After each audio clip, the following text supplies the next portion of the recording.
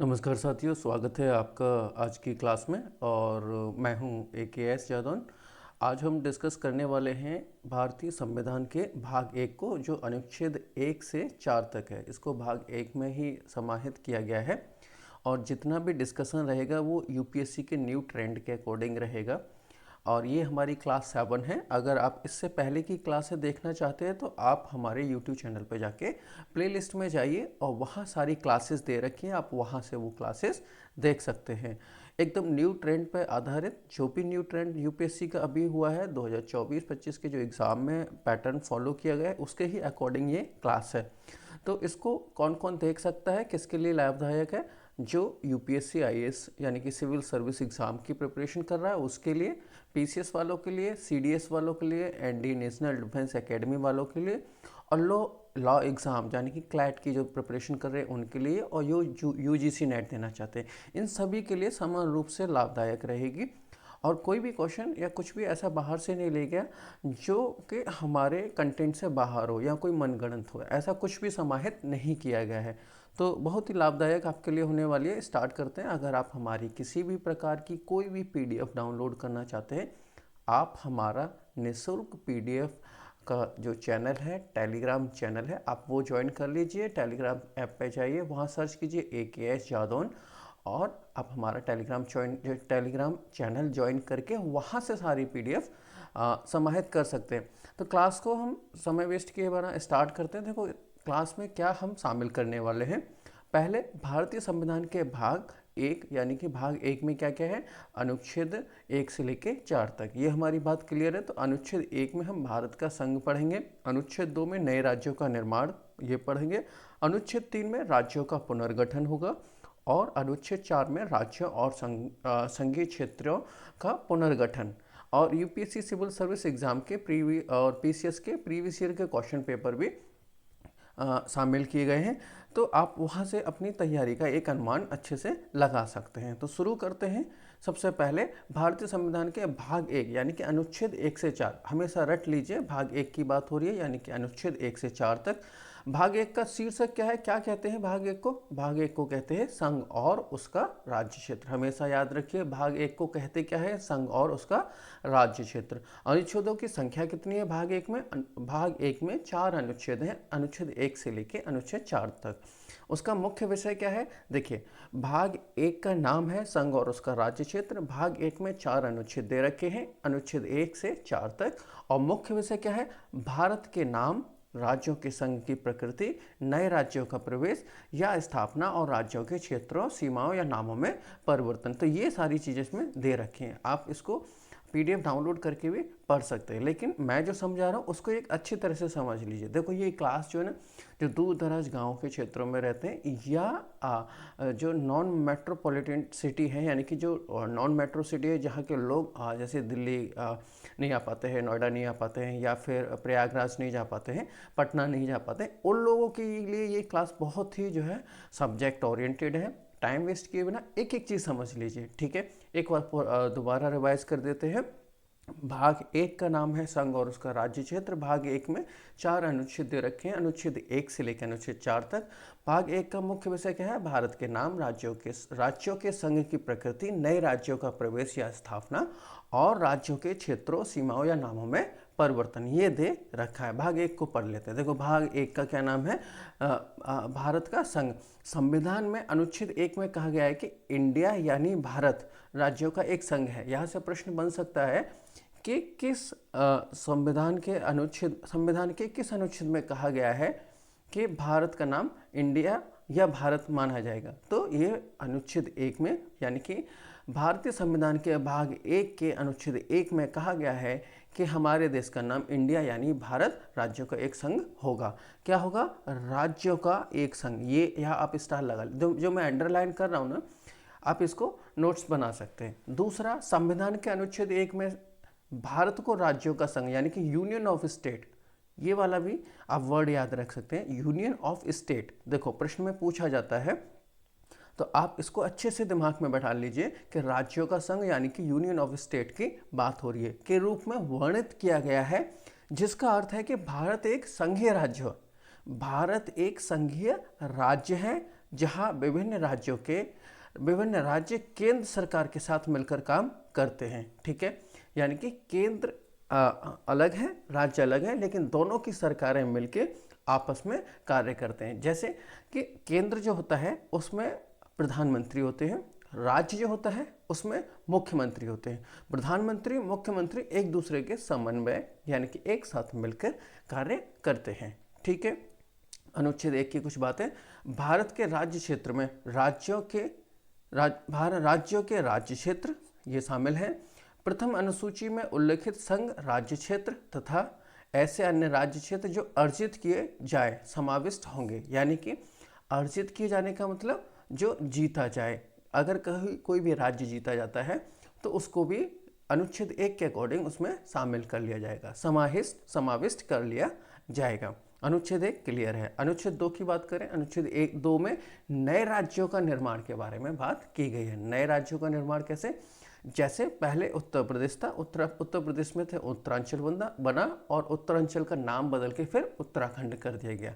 ठीक है, तो इसी तरह से बिहार में से झारखंड, बिहार झारखंड, इस तरह से जो बने थे, तो नए राज्यों का निर्माण की बात हम कर रहे हैं। जैसे जम्मू एंड कश्मीर में से अभी जम्मू कश्मीर अलग है और लद्दाख अलग कर दिया गया, तो ये नए राज्यों का निर्माण किस में है? अनुच्छेद 2 में है। ये अनुच्छेद 2 आपको बहुत अच्छी तरह से समझ में आ जाएगा।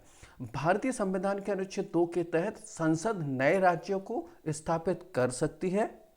ठीक है, संसद नए राज्यों को स्थापित कर सकती है या मौजूदा राज्यों के क्षेत्रफल, सीमाओं या नामों में बदलाव कर सकती है।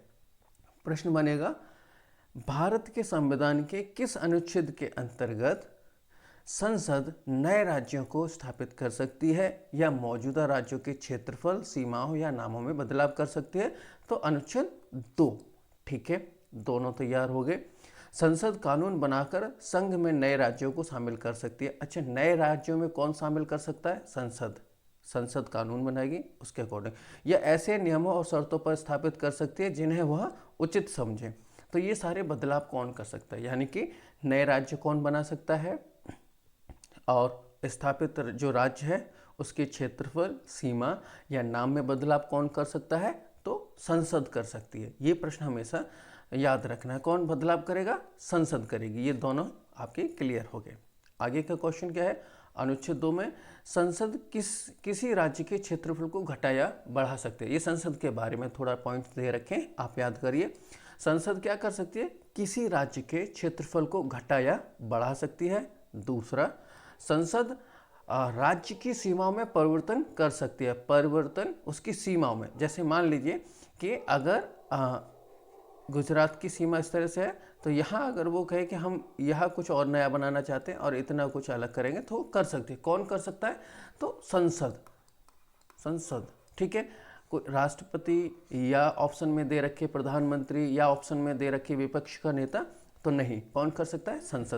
संसद कानून पारित करके कोई नया केंद्र शासित प्रदेश नहीं बना सकती, या केवल संविधान संशोधन के माध्यम से ही किया जा सकता है। बहुत महत्वपूर्ण है, येलो स्टार इसीलिए लगा रखा है कि संसद कानून पारित करके कोई नया केंद्र शासित प्रदेश नहीं बना सकती।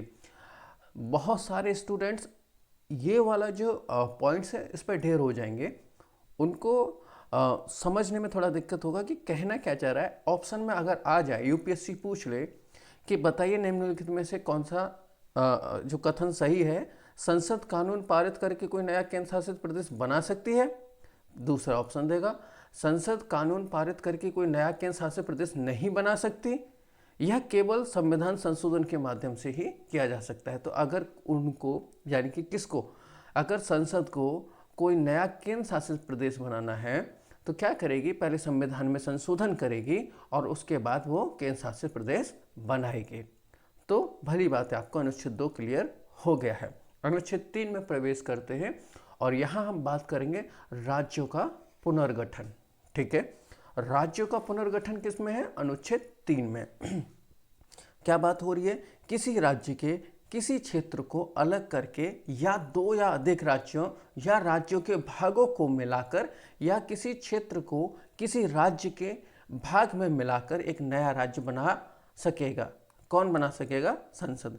किसी राज्य का क्षेत्रफल बढ़ाना किसी राज्य के क्षेत्र को कम करना, किसी राज्य की सीमा में परिवर्तन करना, किसी राज्य का नाम परिवर्तित करना, ये सब राज्यों के पुनर्गठन के अनुच्छेद 3 में शामिल है। और अनुच्छेद 4 में राज्यों और संघीय क्षेत्रों का पुनर्गठन। देखो इसमें क्या है, संविधान के अनुच्छेद 2 और 3 में किए गए बदलावों के लिए संसद को संशोधन करने का अधिकार है। किसको संशोधन कौन कर सकता है? तो संसद कर सकती है, ताकि नए राज्यों या संघीय क्षेत्रों को संविधान में उचित स्थान दिया जाए। ठीक है, अनुच्छेद 4। एक बार चीज़ों को, अनुच्छेद 4 को थोड़ा विस्तार में समझ लीजिए। अनुच्छेद 2 या अनुच्छेद 3 में निर्दिष्ट किसी कानून में प्रथम अनुसूची और चतुर्थ अनुसूची के संशोधन के लिए ऐसे उपबंध अंतर्निर्दिष्ट होंगे जो उस कानून के उपबंधों को प्रभावी करने के लिए आवश्यक हों, तथा उसमें ऐसे अनुपूरक, अनुषंगिक और परिणामिक उपबंध भी अंतर्निविष्ट हो सकेंगे जिनके अंतर्गत संसद में और ऐसे कानून से प्रभावित राज्य या राज्यों के विधानमंडल या विधानमंडलों में प्रतिनिधित्व के बारे में उपबंध भी हैं जिन्हें संसद आवश्यक समझे। ठीक है, पूर्वोक्त कोई विधि अनुच्छेद 368, ये वाला अनुच्छेद हमेशा याद रखना, अनुच्छेद 368 के प्रयोजनों के लिए इस संविधान का संशोधन नहीं समझी जाएगी। क्या आप लोग मुझे कमेंट बॉक्स में बता सकते हैं कि अनुच्छेद 68 में अनुच्छेद 368 में क्या दे रखा है? 368 क्या कहता है? क्या आप मुझे ये कमेंट बॉक्स में बता सकते हैं? अगर बता सकते हैं तो प्लीज़ आप हमें बताइए। आगे बढ़ते हैं, अनुच्छेद 1, 2, 3 और 4 को एक बार सही से समझ लेते हैं। नोट, भारतीय संविधान के ये अनुच्छेद भारतीय संघ की संरचना, राज्यों के निर्माण, उनके पुनर्गठन और संघीय क्षेत्रों के प्रबंधन से संबंधित हैं। कौन कौन सा, अगर ये शॉर्ट में पूछ लिया जाता है यूपीएससी के अकॉर्डिंग, देखो आपको ना डीप थोड़ा सा समझना पड़ेगा। ठीक है, तो आपको समझना क्या है कि अनुच्छेद 1, 2, 3 और 4 ये क्या करते हैं? भारतीय संविधान के ये अनुच्छेद भारतीय संघ की संरचना, राज्यों के निर्माण, उनके पुनर्गठन और संघीय क्षेत्रों के प्रबंधन से संबंधित हैं। यह संविधान की मूलभूत संरचना के बारे में जानकारी प्रदान करते हैं और भारतीय संघ को मजबूत बनाने के लिए निर्धारित नियमों की व्यवस्था करते हैं। क्लियर है? एक छोटा सा क्विक रिवीजन ले लेते हैं जिससे कि आपको ये चारों क्लियर हो जाए। अनुच्छेद 1 भारत को राज्यों का संघ घोषित करता है। ठीक है, किसका? राज्यों का संघ घोषित करता है और राज्यों और उनके क्षेत्र को पहली अनुसूची में निर्दिष्ट करता है। अनुच्छेद 2 संसद को नए राज्यों को संघ में शामिल करने या नए राज्य बनाने का अधिकार देता है। कौन? अनुच्छेद 2। अनुच्छेद 3 संसद को राज्यों के क्षेत्रों, सीमाओं या नामों में परिवर्तन करने का अधिकार देता है। कौन सा? देखो, सीमा या नामों में परिवर्तन करने का अधिकार अनुच्छेद 3। अनुच्छेद 4 अनुच्छेद 2 और 3 के तहत बनाए गए नियमों के अनुसार पहली अनुसूची और चौथी अनुसूची में संशोधन की प्रक्रिया बताता है। रट लीजिए ये पूरी स्लाइड, पूरी क्लास को अच्छी तरह से रट लीजिए, आपका भाग 1 कंप्लीट हो जाएगा। महत्वपूर्ण शब्दावली समझ लेते हैं। हम बात कर रहे थे संघ की, यानी कि यूनियन की।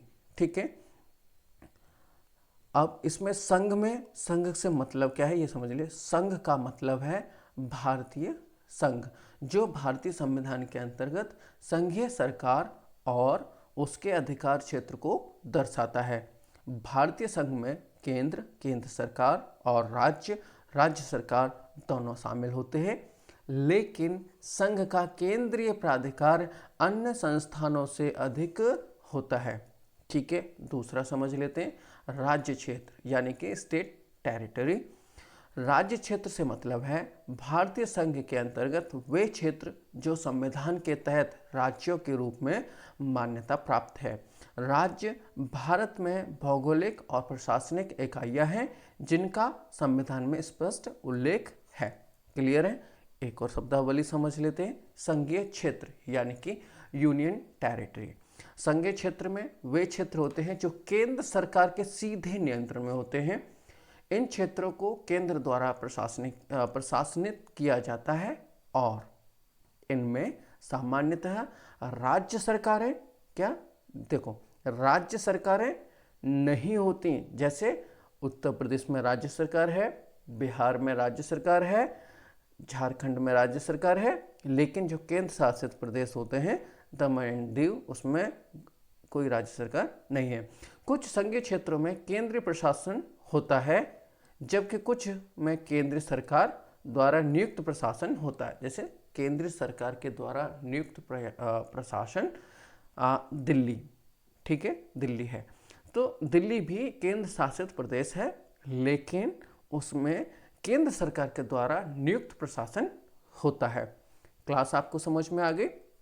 अनुच्छेद 1 से 4 तक भाग देखो, भाग 1 लिखो, भाग 1 का नाम लिखो और अनुच्छेद ऐसे अनुच्छेद 1 से 4 तक लिखो और अनुच्छेद 4 तक के ऐसे 4 पॉइंट बनाओ जो तुमको बहुत महत्वपूर्ण याद हो। 4 पॉइंट में आपके चारों अनुच्छेद क्लियर होना चाहिए। यूपीएससी के स्टूडेंट्स की यही पहचान है कि क्लास के बाद पहले क्लास सुनता है, पहले सुनना है उसको क्लास को, उसके बाद दोबारा उस क्लास के नोट्स बना लेने। तो आप लोग पहले इस क्लास को सुन लिए, बहुत अच्छा रहा। अब इसके बाद इसको दोबारा सुन के इसके नोट्स बना लो और फिनिश, हमेशा के लिए ख़त्म। उम्र के आखिरी समय में भी आपको संविधान के भाग 1 यानी कि अनुच्छेद 1 से लेकर 4 तक याद रहने चाहिए। ये यूपीएससी के स्टूडेंट्स की पहचान है। अगर आप हमारे मॉक टेस्ट सीरीज़ को देखना चाहते हैं और हमारे साथ अपने मॉक टेस्ट लगाना चाहते हैं, देखना चाहते हैं तैयारी कहाँ तक पहुँची, तो आप प्लेलिस्ट में जाइए। वहाँ पर मॉक टेस्ट सीरीज़ नाम की एक हमारी प्लेलिस्ट बनी हुई है, आप प्लीज़ उसको ज्वाइन कीजिए। और अगर आप हमारे साथ लाइव जोड़ना चाहते हैं, फ्री में, पैसा नहीं है, फ्री में, सैटरडे संडे, जो भी स्टूडेंट इंटरेस्टेड है वो कमेंट बॉक्स में लिख दें। तो सैटरडे संडे में हम जूम मीटिंग से क्लास लेते हैं, जिसमें लाइव हमारे जो स्टूडेंट्स होते हैं उनके साथ में मॉक टेस्ट डिस्कस करते हैं। तो हम आपको वहाँ ऐड कर लेंगे फ्री में, आपको किसी भी प्रकार का कोई पैसा नहीं देना है। मैं इसीलिए बार बार कह रहा हूँ, अगर कोई आपसे पैसे भी मांगता है तो तुरंत आपको कमेंट बॉक्स में आके बता देना है कि आपकी इस क्लास की मॉक टेस्ट सीरीज़ के लिए किसी ने पैसे मांगे हैं, तो तुरंत कार्रवाई की जाएगी। और अगर आपका कोई क्वेश्चन है, कोई डाउट है, तो आप हमें कमेंट बॉक्स में लिख दीजिए। मॉक टेस्ट एंड PYQ के लिए आप हमारी यूट्यूब प्लेलिस्ट देख सकते हैं, ये देख लीजिए, इस तरह की चीज़ें बनी हुई हैं, ठीक है। उम्मीद है आपको ये क्लास लाभदायक रहेगी, यूपीएससी की तैयारी में आपको एक स्टेप आगे ले जाएगी। और आपके अटेंशन के लिए बहुत बहुत धन्यवाद, thank you. Like share subscribe वो जो आप कर सकते हैं, गुरु दक्षिणा के लिए आप लाइक और शेयर कर दीजिए, सब्सक्राइब कर लीजिए चैनल को, जिससे कि आपको हमारी अपडेटेड वीडियो मिलती रहे और आप हमारे साथ तैयारी के लास्ट पड़ाव तक जुड़े रहें। बहुत बहुत धन्यवाद, थैंक यू।